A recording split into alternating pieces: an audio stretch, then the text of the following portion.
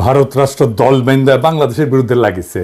এর লক্ষ্য হাসিনাকে বা আওয়ামী লীগকে ক্ষমতা ফিরিয়ে নিয়ে আসা না, তার উদ্দেশ্য আরো গভীর। অনেকের মনে শঙ্কা কি হইতে যাইতেছে, পাঙ্গু সুশীলেরা কেউ কেউ কইতেছে আমরা নাকি যুদ্ধ বাধাই দিতেছি। যাই হোক, ওদের সাথে আলাপে আর না যাই, ভাবতে এমন আমি যাইয়া কই আসছি ইন্ডিয়ান পলিটিশিয়ানদের আর মিডিয়াগুলোকে সারাক্ষণ বাংলাদেশের পন্দে আঙ্গুল দিতে। যাই হোক, আলাপে যাওয়ার আগে একটা ভালো ঘোষণা দিয়ে নিই।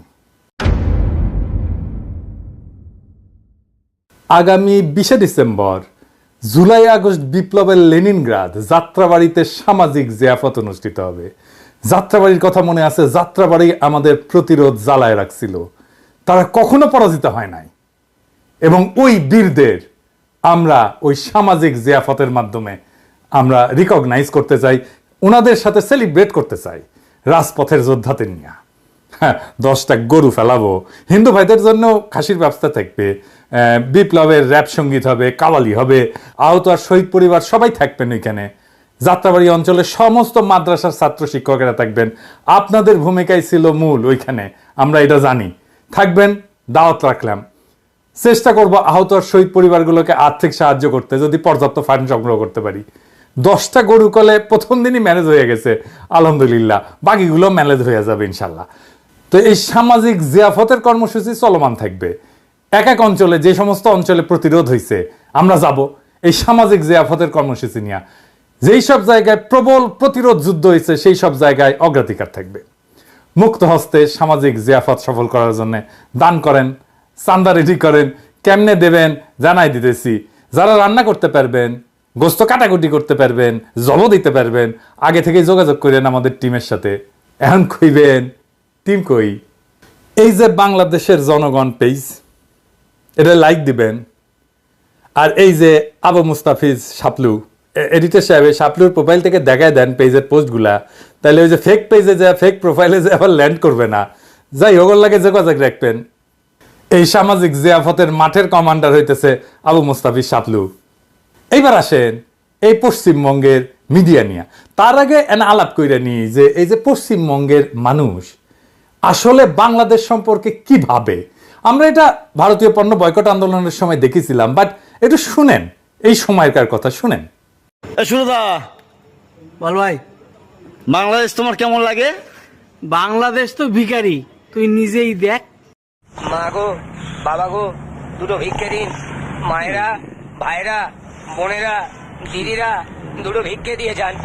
আচ্ছা, তাইলে এবার আমরা দেখি, তাই না, কেমন ভিখারিকে কে কাকে খাওয়ায়। এবার দেখি ওদের ব্যবসার অবস্থা কেমন। দেয়ালে পিঠ থেকে গেছে, কারণ প্রায় 3 মাস ধরে একই রকমের অবস্থা চলছে। মানে ডেভেলপ তো হচ্ছে না, মানে ডে বাই ডে আমরা পরিস্থিতির দিকে এমন মানে ব্যাক পজিশনে গেছি, বলতে গেলে আজকের বাজারে আজকের দিনে একেবারে দেয়ালে পিঠ থেকে গেছে। সবথেকে বেশি সাফার আমরা নিউ মার্কেট চত্বরে, আমরা যারা এই ট্যুরিস্ট ব্যবসার সাথে মানে বাংলাদেশের সাথে যাদের সম্পৃক্ততা আছে, আমরা খুব বেশি করে সাফার। আগে হয়ে যেত 500-1000 হয়ে যেত, এখন 200-300 টাকা কামাতে অনেক মুশকিল হচ্ছে। আমরা চাই ওদের 5 দিন ভিসা দিন, তোরা আসবে তো আমরা খেতে পারবো। ওদের জন্য আমরা খেতে পারছি না ভালো। बांग्लादेश से आ रहा नहीं है तो थोड़ा हम लोग को परेशानी हो रहा है। पर हम लोग कभी रिक्शा वाले लोग का थोड़ा हो जाता है, दाल रोटी चलता ही वो लोग आता है, तो इस वजह से वो लोग नहीं आ रहा। तो अभी हम लोग को भी दाल रोटी তো অবস্থা তো খুবই খারাপ, ঠিক আছে। যেটা আগে চলছিল এই এরিয়াটা আপনি মনে করেন মার্কো স্ট্রিট, সদর স্ট্রিট, আর আপনার যে এরিয়াটা আছে এই সবাই বাংলাদেশি উপরে ডিপেন্ড করে। কিন্তু এখন আপনি দেখতে পাচ্ছেন এদিকে মানে হোটেলে দেখুন, তারপরে কাপড়ে যেটা দোকান আছে, খাবারের দোকান যেটা আছে, সবাই মানে একটু অবস্থা খারাপ আছে। এটা আপনার টোটালি মানে বাংলাদেশি উপরে ডিপেন্ড করছে, তাহলে একটু অবস্থা খারাপ আছে, এই জন্য বাংলাদেশি না আছে। ব্যবসা ক্ষতি হচ্ছে 70-80%, 70-80% ক্ষতি হচ্ছে গত 4 মাস থেকে। তখন থেকে এখানে সমস্যা, এখানে একদম কাজ নেই। প্রত্যেক দোকান, হোটেল, যে খাবার দাবার দোকান আছে, সব বরাবর ক্ষতি হয়ে গেছে। সমস্যা তো অনেক আছে। আমাদের যতগুলো রুম আছে 90% তো ইনভ্যালিড, মতলব ভেকেন্ট নেই, খালি আছে। 10% out of 100%, only 10% we are providing the business. আর এটা দেখেন কি অবস্থা, ওদের হোটেলগুলোর অবস্থা কি সেটা দেখেন। তো মানে মার্কেট স্ট্রিটের ব্যবসাও একদম বসে গেছে, ব্যবসা শেষ, পুরো শেষ। মার্কেট স্ট্রিটের যত ব্যবসা সব শেষ। হোটেল বলেন, ট্রাভেলস বলেন, এই রোডে চলার রাস্তা জায়গা পাওয়া যায় না। এখন দেখছেন পুরো ফাঁকা, মানে একটা লোক দেখা যাচ্ছে না। এর থেকে আরো বেলা হবে দেখবেন, এখন তো একটা দুটো বাস আছে, কিছু বাস আছে, লোক আছে, তারপরে তো আরো কিছু দেখা যাবে না। সন্ধ্যাবেলা একবার এসে দেখেন মনে হচ্ছে একদম শুনশান, একদম মানে কবরস্থান হয়ে গেছে। তো বাংলাদেশ থেকে কত লোকজন আসছে তাও এখন? এখন মানে ধরে নিন 10%, মানে 10% যদি আসছে তো আসছে, তাও নাই। তাও যে মানে ভিসাগুলো বাজা আছে, মানে এই তো লাস্ট এই ডিসেম্বর মনে হচ্ছে সব শেষ হয়ে যাবে। ওই গিনা চুনা কিছু আছে। মানে এই পরিস্থিতি ঠিক না হলে আপনাদের খুব সমস্যা। এই সব ব্যবসা। সব খালি আমাদের নেই, আমাদের এই পুরো এরিয়া, পুরো মার্কেট, পুরো এরিয়া এখানে নিয়ে বড় টোটাল এর মধ্যেই চলে, টোটাল ব্যবসা শেষ। ना सभी का मतलब नुकसान है। यहाँ समझिए बिजनेसमैन का लेकर के डॉक्टर लोगों का भी जो है सभी का नुकसान है, क्योंकि यहाँ जब बांग्लादेशी लोग नहीं आएंगे तो ट्रीटमेंट के लिए मोस्टली लोग आते हैं यहाँ पे। हाँ, अगर नहीं यहाँ पे ट्रीटमेंट होगा, नहीं डॉक्टर लोग देखेंगे तो फिर क्या है, उन लोगों को भी तो नुकसान है। तो सबको सोचना है, समझना है इस चीज को लेकर के, समझे नहीं, बहुत जरूरी है सबको समझ करके चलना है, क्योंकि इससे जो है बहुत लोगों का अपना जिंदगी चल रहा है, सबका घर चल रहा है, समझे ना, यही सब बात है। पार्टी पॉलिटिक्स वाले को सबसे ज्यादा ये सब चीज के ऊपर ध्यान देना चाहिए। কি অবস্থা এখানে? এখন ব্যবসা অনেক অবস্থা খারাপ, বাংলাদেশে ইন্ডিয়ানে এই যে ঝামেলা সৃষ্টি, এদের মধ্যে নিজেদের মধ্যে যদি কিছু মেনে নিতে পারতো অনেক ভালো হয়, সবারই একটা সুবিধা হয়। সবাই তো লস হচ্ছে, দুপক্ষের সরকারই তো লস, এই পক্ষ সরকার লস, ওই পক্ষ সরকার লস। তো এগুলোর মধ্যে নিজেদের মধ্যে ফাইসলা করলে সব থেকে ভালো। আমরা চাই এটা বাংলাদেশে বলছি এবং ইন্ডিয়ান সবাইকে বলছি যে না, নিজের মধ্যে সব মেনে নিতে পারে। এইটুকুনি বলবো, আর কি বলবো। এমনিতে ব্যবসা পজিশন খারাপ, খুব সবাই খারাপ। যার ভিসা বাকি আছে তেই আসছে, যার ভিসা নেই ওরা ভিসা পাচ্ছে না। এর জন্য হোটেল এখানে maximum business Bangladeshi, 190% business Bangladeshi জন্য চলছে। আমরা হোটেলগুলো আছে, রেস্টুরেন্ট আছে, ক্যাব আছে। ও না আসলে তো মার্কো স্ট্রিট ফাঁকা। মার্কো স্ট্রিট তো মোস্ট এক্সপেন্সিভ জায়গা। এই যে পুরো এরিয়ার মধ্যে হোটেল আছে, মেন রেস্টুরেন্ট আর হোটেল। তারপরে আমরা ক্যাব ড্রাইভার, ক্যাবের জন্য সমস্যা তো হবেই হবে। এই জন্য ব্যবসা চলছে না। না, ব্যবসা তো অটোমেটিকলি না আসলে কি করে চলবে? জয় বাংলা হয়ে গেছে ওদের ব্যবসা। আমি ভারতীয় পণ্য বয়কট আন্দোলনের টাইমে পশ্চিমবঙ্গবাসীদের সতর্ক করেছিলাম। দেখেন, আমি পড়তেছি, পুরাটা না, শেষ অংশ আমি সময় লিখেছিলাম। এটা লিখেছিলাম তখন যখন আমাদের ভারতীয় পণ্য বয়কটের বিরুদ্ধে পশ্চিমবাংলার একাংশ কোমর বাইন্দা নামিছিল। আমি কইছিলাম যে বাংলাদেশের পশ্চিমবঙ্গকে দরকার নাই, পশ্চিমবঙ্গের বাংলাদেশকে দরকার আছে। একমাত্র বাংলাদেশ পারে আপনাদের অর্থনৈতিক দুরবস্থা দূর করতে, ভারতের দরিদ্র রাজ্যের তকমা দূর করতে। নিজের ভালো নাকি পাগলেও বোঝে, তো আপনারা বুঝতেছেন না কেন? আমি তখন কইছিলাম, আমি কয়ে রাখলাম, কারণ ভবিষ্যৎ দেখবে আমরা অন্তত জনগণের সাথে বিবাদে জড়ানোর বিষয়ে সতর্ক ছিলাম। আমি আবারও বলতেছি, আমাদের থামাইতে পারবেন না, কোনোভাবে চেষ্টা করে থামাইতে পারবেন না, দমাইতে পারবেন না, বৃথা চেষ্টা কইরেন না। আর ঘৃণার চাষাবাদ করতে চাইলে স্বাগতম, ওইটাও আমাদের চাইতে ভালো পারবেন না। চয়েস আপনার, বাইছা নেন। একটা সুস্থ স্বাভাবিক নাগরিকের সাথে নাগরিকের সম্পর্ক, নাকি চিরস্থায়ী ঘৃণা আর শত্রুতার সম্পর্ক? আমাদেরকে কি দৃষ্টিতে দেখে আপনি দেখেন, আমরা নাকি ভিখারি? বেটা, তোদের পার ক্যাপিটা আয় কোন জায়গায় জানিস তোরা? যাই হোক, ভারত শোনে নাই আমার সেই সতর্কবার্তা, এখনো এই কাম চালাই যাইতেছে। কিভাবে বাংলাদেশ থেকে যাওয়া মানুষজনকে ফুসলায়, উল্টাপাল্টা বুঝায়, বাংলাদেশের বিরুদ্ধে কথা বলাইতেছে, দেখেন, শুনেন। নড়াইল জেলায় থাকি, আমার নাম কুকুরানি বিশ্বাস। আমাদের পুজো অর্চনা করার কায়দা নেই, উলুধ্বনি দেওয়ার কায়দা নেই, শঙ্খ বাজানোর কায়দা নেই, ঢাক ঢোল বাজানোর সঙ্গে সঙ্গে আসিয়ে প্রতিবাদ বলে যে বন্ধ করো। এরকম কোনো জিনিস ঘটেনি, এবং আমার এই গ্রামে মনে হয় 500 ঘর মুসলমান আছে, আর আমরা মাত্র 30 ঘর আছি। আমরা কোনো সময় কোনো সমস্যার মধ্যে নেই। আমরা কোনো অত্যাচারে খুব আমরা ভালো আছি, হিন্দু মুসলিম আমরা খুব নিজের ভাইয়ের মতো নাই আমরা বসত করতেছি। ভারতে যে যা বলেছে আমাদের বুড়ামারা গ্রামে এটা মোটে নাই। মা যে কথাটা বলছে আসলে এটা খুবই দুঃখজনক, এবং এটা ইন্ডিয়ার যে মিডিয়া ছিল আমার যা ধারণা ওদের একটা চক্রান্ত, ঠিক আছে, যে কারণে আজকে এই মা আছে শিকার হয়েছেন। আসলে আমি সমস্ত এই দেশবাসীর কাছে এবং জাতির কাছে আমি মার পক্ষ থেকে মার এই কথার আমি ক্ষমা প্রার্থী, ঠিক আছে। আসলে এটা খুবই মানে অন্যায়জনক একটা কথা, এটা কারোরই আসলে মেনে নেওয়ার কথা না। তারপর এটা আমার কাছে খুব খারাপ লাগছে, আমি এর জন্য দেশবাসীর কাছে ক্ষমা প্রার্থী। এগুলো আছে আমি যা বলতেছি এইগুলো তুমি এই জায়গায় বলবা সবাইকে। তার কাছে না না আমি যেটা না পারি আমি সেটা তো বলতে পারবো না। তার কাছে কি না তোমার বলতে হবে। তারপরে আমাকে বলতেছে এই বালি এই কাজগুলো করো করে ব্যাগটা আমার কাছে কাছে দিয়ে বলতেছে যে ব্যাগটা কাকে নাও নিয়ে এরকম বলি দাঁড়াবো এই ব্যাগটা এক জায়গায় ঢুকাও এই পার্স আছে এই যে পার্স এই পার্সটা এই জায়গায় রাখো আর চারিপাশে পুলিশ টুলিশ রয়েছে তারপরে সাংবাদিকরা রয়েছে একদম আমার সামনে মুখের পরে দিয়ে সমস্ত মিছে কথা বানায় আমাকে বলতেছে এইগুলো তো বলতে হবে পাশে এইরকম পাশে সবাই এরকম পাশে রয়েছে এই পাশে রয়েছে এই পাশে রয়েছে আর ওই ভয় দেখাচ্ছে আর বলতেছে কি যে এই কথাগুলো বলো আমি কাছে কি না আমার যে সমস্ত যা কোনোদিন হয়নি তা আমি বলতে পারবো না তাই বলে বলতেছে কি না তুমি এই কথাগুলো বলো মাসিমা তুমি এই কথাগুলো বলো আমাকে বারবার এইগুলো বলতেছে। কিন্তু এখন বাংলাদেশে এক ঐতিহাসিক মুহূর্ত হাজির হয়েছে। এমনকি জগন্নাথ হল থেকে হিন্দু শিক্ষার্থীরা ভারতীয় আগ্রাসনের বিরুদ্ধে মিছিল করেছে। জুলাই আগস্ট বিপ্লব বাংলাদেশকে বদলে দিছে। এই পাটাতনের উপরে দাঁড়ায় আমরা ভবিষ্যতের বাংলাদেশ নির্মাণ করব। বাংলাদেশের হিন্দু মুসলমান বৌদ্ধ খ্রিস্টান এক প্রাণ হইয়া স্বাধীনতা সার্বভৌমত্ব রক্ষা করব। জগন্নাথ হলের হিন্দু শিক্ষার্থীদের আমার অভিনন্দন এবং শুভকামনা জানাই। আবার দেখেন বিজন কান্তি সরকার, উনি দিতেছেন হিন্দু বৌদ্ধ খ্রিস্টান কল্যাণ ফ্রন্টের চেয়ারম্যান। উনি কি বলতেছে দেখেন ইন্ডিয়ার শয়তানি নিয়ে। কিন্তু আসলে ভারত কোনো সাহায্য করে না। আমরা মনে করি যে ভারত যদি এই মায়া কান্নাটা না করে তাহলে আমরা ভালো থাকবো। তাদের খুব ভালো লাগে না আওয়ামী লীগের পতনটা, বরং আওয়ামী লীগ হিন্দুদের মন্দির ভাঙে, মন্দিরে কোরআন শরীফ রাখে, গোলমাল লাগায় এই আশায় যে মানুষ মনে করবে বোধহয় জামাত বিএনপিরা এটা করতেছে। আমরা এই আবেদন বিশ্ব সম্প্রদায়ের কাছে অবশ্যই আমাদের আছে, কিন্তু আমাদের নেইবার তো ভারত এবং আমাদের ভারতের সাথে একটা সম্পর্ক আছে।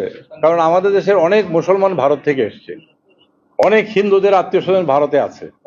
প্রতিনিয়তই ভারত বাংলাদেশের এই যে অবস্থাটা এটা আমরা ভুলতে পারি না। এবং হিন্দুরা মনে করে যে আমরা যদি অসুবিধায় পড়ি এই আওয়ামী লীগ এটা চালু করে যে ভারত আমাদের সাথে আছে, তোমরা যদি অসুবিধায় পড়ো ভারত তোমাদের সাহায্য করবে। তবে একটা বিষয় আমরা একটু স্বীকার করি, ভারতের মিডিয়াতে শুধুই বাংলাদেশ বিরোধিতা এটা সত্য না, সর্বাংশে সত্য না। আজকে আমরা ভারতের মিডিয়াতে একটা ভিন্ন বয়ান দেখব, শুনেন। গত 15 বছর ধরে শেখ হাসিনার সরকার এক স্বৈরতন্ত্রকে দেশের ওপরে চাপিয়ে দিয়েছিল। দেশের মানুষদের ভোটাধিকার ছিল না, দেশের প্রধান বিরোধী দলগুলোকে বাদ দিয়েই নির্বাচন হতো, আর সেই নির্বাচনে জিতে হাসিনা প্রধানমন্ত্রী হতেন। আচ্ছা, তখন ভারতবর্ষের কেউ কোনো রাষ্ট্রপ্রধান বাংলাদেশের দূতাবাসে ঢুকে হামলা করেছিলেন, দেশের গণতন্ত্র ফেরানোর কথা বলেছিলেন? আর ইসকনের দু একজন সন্ন্যাসীদের গ্রেপ্তার নিয়ে যারা এত উদ্বেগ, এত প্রতিক্রিয়া দিচ্ছেন, আন্দোলন করছেন, রাগে ফেটে পড়ছেন, তারা একবারও একটা কথাও বলেছিলেন? যখন জামাতের প্রধান আমিরকে কোনো রকম আত্মপক্ষ সমর্থনের সুযোগ না দিয়েই জেলে পুরে দেওয়া হয়েছিল, তাও আবার সেই জেলে যার হদিশ কেউই জানতো না। এইরকম একটা অবস্থায় আমরা খুবই হতাশ হয়েছি যখন মমতা ব্যানার্জি বাংলাদেশে জাতিসংঘের শান্তি সেনা পাঠানোর দাবি করছে। এটা মমতার জন্য পলিটিক্যাল হারিকিরি হবে। আপনারা জানেন আমি মমতা ব্যানার্জিকে অত্যন্ত পছন্দ করতাম, কিন্তু মমতা জানেন কিনা জানি না, উনার যেটা মুসলমান ভোট ব্যাংক যার জন্য উনি ক্ষমতায় আসতে পারছেন সেটা প্রো বাংলাদেশি। বাংলাদেশের সাথে পাঙ্গা নিতে গেলে তার মুসলমান ভোটাররা মুখ ফেরায় নেবে, ওর ভোটাররাই মুখ ফেরায় নেবে। এমনিতেই কলকাতা সুশীল শ্রেণীর ডাক্তার মেয়েটার ওই যে মৃত্যু নিয়ে সেটা আছে, আর বাংলাদেশ নির্ভর বিজনেসের যা অবস্থা তাতে শুধু মমতা না পুরা ভারত নাকে খত দিয়া বাংলাদেশের সাথে সম্পর্ক উন্নত করতে আগে আসবে। খালি ওয়েট করেন কয়েকদিন। তো এই শয়তানিটা কেন করতেছে ইন্ডিয়ান মিডিয়া আর পলিটিশিয়ানরা? আসেন এটা একটু বুঝে দেখি। ভারতের জন্য বাংলাদেশ ছিল একটা দুধেল গাই, খালি দুয়াইতো দুধ দুয়াইতো আর খাইতো। ভারতের পত্রিকাতে আসিছিল যে বাংলাদেশ থেকে ইন্ডিয়া যে রেমিটেন্স পায় সেটা চতুর্থ। যে দেখেন ইউএই মানে ইউনাইটেড আরব আমিরাত সেটা 1 নাম্বার, আমেরিকা 2 নাম্বার, সৌদি আরব 3 নাম্বার আর বাংলাদেশ 4 নাম্বার। আপনি চিন্তা করতে পারেন একটা দরিদ্র ক্ষুদ্র প্রতিবেশীতে কি মজা। এটা তো শুধু চাকরি না, বাংলাদেশের সমস্ত ব্যবসা, আলু পেঁয়াজ বিদ্যুৎ আইটি সব জায়গায় আমরা খুঁজতে খুঁজতে দেখি কি যে নামে ফরাসি কোম্পানি কাজ করতেছে ইন্ডিয়ান কোম্পানি।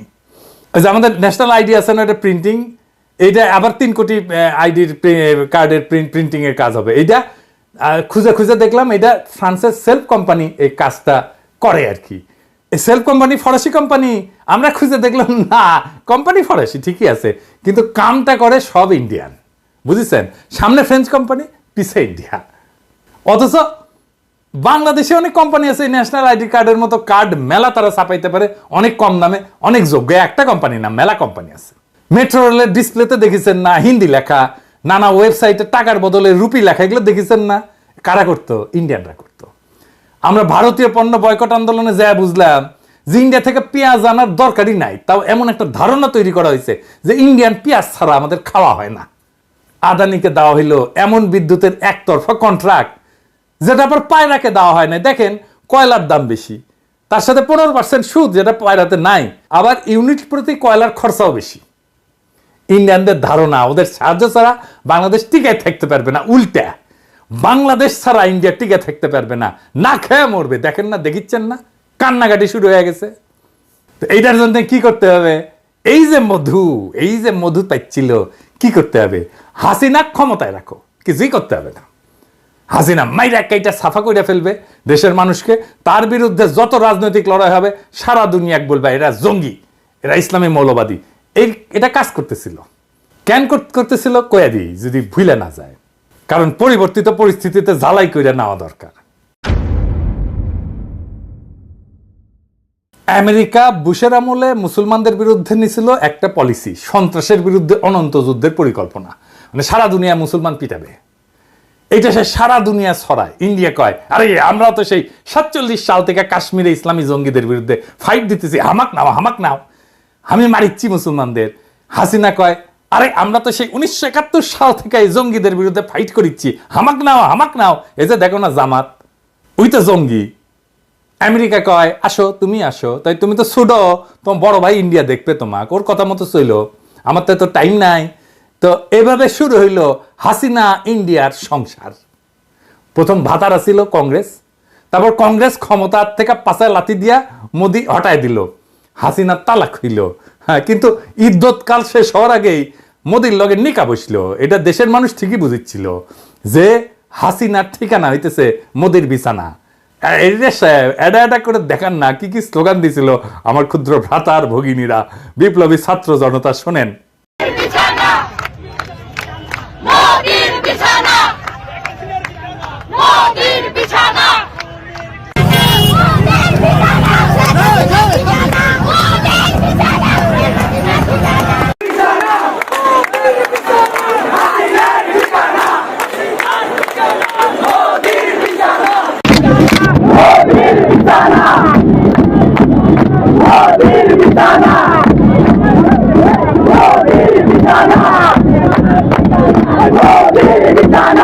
এই যে বাংলাদেশকে লুইটে নেওয়ার সুযোগ, হাসিনার পতনে হাতছাড়া হয়ে যাওয়ার সম্ভাবনায় তারা উন্মাদ হয়ে গেছে। আমি কিন্তু কইতেছি সম্ভাবনা, এখনো হাতছাড়া হয়নি। তারা জানে হাসিনা বা হাসিনার দলকে ফিরাইতে পারবে না ক্ষমতায়। তাহলে তারা কি চায় এটা বুঝলে আপনি ভারতের পুরো স্ট্র্যাটেজি বুঝবেন। কি সেটা? আসেন সেটা দেখি। বাংলাদেশে ভারতের স্ট্র্যাটেজিক অ্যাসেট কি, মানে যেগুলো দিয়ে ভারত খেলে আর কি। বাংলাদেশে কি? আওয়ামী লীগ তো বটেই, শুধু কি আওয়ামী লীগ? প্রথম আলো, ডেলি স্টার, সিপিবি, উদিসি, ছায়ানট, মোস্তফা সরোয়ার ফারুকি, আসিফ নজরুল, টিআইবি। দেখেন এমন কি বিএনপির মধ্যেও তার স্ট্র্যাটেজিক অ্যাসেট আছে। বিএনপির মধ্যে ইন্ডিয়ার লোক আছে। বিএনপি 11 আগস্টে বলছে ক্ষমতায় গেলে ভারতের সাথে সম্পর্ক ভালো রাখতে। দেখেছেন? 2 ডিসেম্বর তারিখে বলছে মেজর হাফিজ কয়েকদিন আগে ভারতের সাথে বিএনপি সুসম্পর্ক চায়। আবার দেখেন 27 সেপ্টেম্বর বলছে বিএনপি ভারতের সাথে সম্পর্কের বরফ গলতে শুরু করছে। তো বরফ গলা শুরু করেছিল কখন? এটা 23 সেপ্টেম্বর ভারতীয় হাই কমিশনের সাথে আলাপের পরে। উঠে থেকে গরম আনিছে, তারপরে বরফ গলিচ্ছে। বুঝছাও? তুই কি আলাপ হয়েছে? কিছু বলছে আমাদের? কইছে? কয় নাই। ক্যাঙ্কা করে বরফ গলিচ্ছে। ইন্ডিয়ার সাথে বন্ধুত্ব মানে কি? মানে তো ট্রানজিট দিতে হবে, চাকরি দিতে হবে, পণ্য কিনতে হবে, চীনকে অ্যাক্সেস দেওয়া যাবে না। তবে চিকেন নেককে সুরক্ষিত রাখতে হবে, বিদ্যুৎ কিনতে হবে বেশি দামে, রোগী পাঠাতে হবে দলে। আর বাংলাদেশকে স্বাধীন আত্মমর্যাদা সম্পন্ন জাতি হিসেবে মাথা তুলতে দাঁড়াইতে দেওয়া যাবে না। সীমান্তে একের পর এক বাংলাদেশিদের মাইরে টাঙায় রাখবে কাটাতারে। আর কি? পানি বন্ধ করে দিবে সব নদীর, আর বন্যার সময় পানি ছেড়ে ডুবে দিবে। এটার নামই ভারতের বন্ধুত্ব। আবার ইন্ডিয়ান মিডিয়াত বিএনপির মহাসচিব মির্জা ভাই আবার কি কইছে দেখেন, আমি পড়ে শোনাচ্ছি ওদের। এদিকে ভারতের সঙ্গে শুধু বিএনপির নয়, বাংলাদেশের সবারই একটা সম্পর্ক রাখা উচিত। আপনি রাখেন, অন্য সবাই দেখেন কেন? কারণ আবার কইছে, কারণ হচ্ছে তারা আমাদের সবচেয়ে বড় প্রতিবেশী। তো কি হয়েছে, আমাদের বহু ক্ষেত্রে ভারতের সঙ্গে বাণিজ্য আছে, তাই নাকি? কি কি আছে কইছে, খাদ্যশস্য, চাল, ডাল, আদা, মশলা আমরা ভারত থেকে আমদানি করে থাকি। হ্যাঁ মির্জা ভাই, পেঁয়াজটা বাদ পড়িছে, ওটা যুক্ত করে দিতেন, ভমা পেঁয়াজ। আদা কি ইন্ডিয়া থেকে আসে মির্জা ভাই? এই গাড়ি নিয়ে দেশ চালাইবেন? আদা আসে মিয়ানমার থেকে। আপনার প্রিয় পত্রিকা প্রথম আলোর রিপোর্ট দেখেন, এডিটর সাহেব দেখে দেন, কুটি লিখেছে মিয়ানমার থেকে আসে। আদার মূল উৎস এখন মায়ানমার, আগে ছিল চীন। জি, আদা ইন্ডিয়া থেকে আসে না, আসলেও অল্প আসে আপনার হেসেলের জন্য। আপনার আবার ইন্ডিয়ান আদা তো পছন্দ, সেজন্য আপনার জন্য আনে আর কি, বুঝছাও? তো এই যে প্রথম আলো পত্রিকার জন্য কাইন্ডা যে বুক ভাসান মির্জা ভাই, পড়া লাগবি তো নাকি? হ্যাঁ, তো পড়েন না, আপনি পড়লে তো ভুলটা করিচ্ছিলেন না, না হলে আর্গুমেন্ট তৈরি করবেন কেমনে? হাঙ্কের মতো ইউটিউবার, 2 পয়সার ইউটিউবারদের কাছে ধরা খেবেন এভাবে। আবার দেখেন 8ই ডিসেম্বর বিএনপির অঙ্গ সংগঠন বলে প্রয়োজনে ভারতের বিরুদ্ধে সশস্ত্র প্রতিরোধ করবো। ওরে বাবা, নেতারা বলে এক কথা, বড় নেতারা বলে এক কথা, ছোটরা বলে আর এক কথা। বুঝি না আপনাদের পলিসি কি? আপনাদের পলিসি আগে ঠিক করেন, একটা পলিসি ঠিক করেন। 100টা পলিসি 100 জন কইলে তো মুশকিল, আমরা তো বুঝতে পারবো না, আমরা তো কম বুঝি, বুঝেন না, মুখ্য শিক্ষক মানুষ। একজন কইবেন বন্ধুত্ব আর একজন কইবেন সশস্ত্র সংগ্রাম, কোনটা ঠিক এটা কন আপনারা? বিএনপির লোকেরা কয় সশস্ত্র সংগ্রাম করবে, আর এই বিএনপির লোকেরা আমাকে কয় উগ্রবাদী। দেখেছেন? হ্যাঁ দেখেছেন কি অবস্থা? হ্যাঁ, এই বিএনপি নাকি দেশ চালাবি।